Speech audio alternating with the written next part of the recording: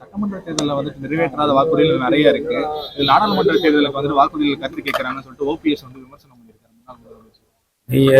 உங்களுக்கே நல்லா தெரியும், ஒவ்வொரு துறையிலையும் கிட்டத்தட்ட 100% வாக்குறுதிகளை முழுமையாக முடிச்சிருக்கோம். முக்கியமான வாக்குறுதிகள்லாம் இப்போ 5 நகை தள்ளுபடி கொடுத்துட்டோம்.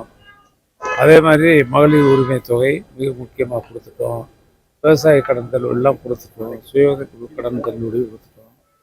இது போக ஊரக வளர்ச்சித்துறையில் இப்போ பல்வேறு திட்டங்கள் வர்ற நிதிநிலை அறிக்கையில் மாண்புமிகு முதல்வர் அவர்கள் தமிழ்நாட்டிற்கு கொடுக்க போகிறார்கள்.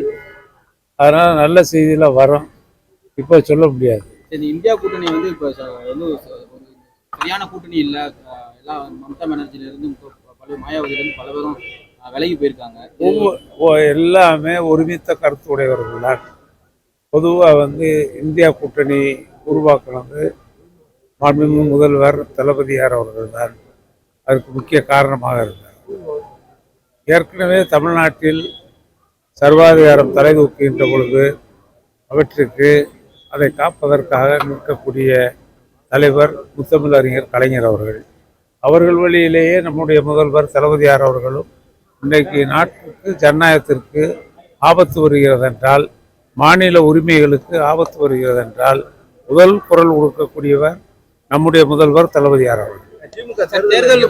நாடாளுமன்ற தேர்தல் அறிக்கை மக்களை சார்ந்ததாக தான் இருக்கும். மக்களுடைய தேவைகள் என்னென்ன இருக்கோ மக்களுக்காகத்தான் அரசு. அதான் மக்களின் முதல்வர் தானே.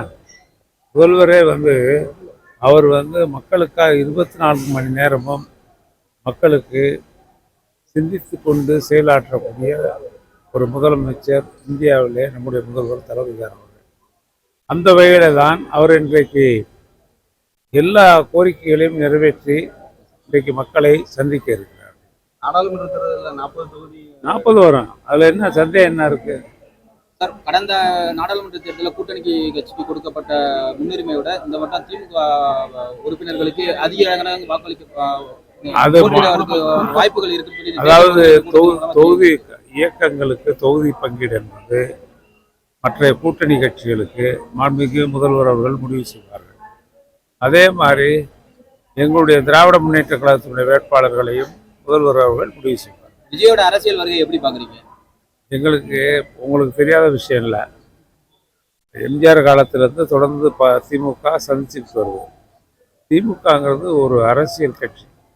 அது இன்னும் 100 ஆண்டு காலம் இருக்கு.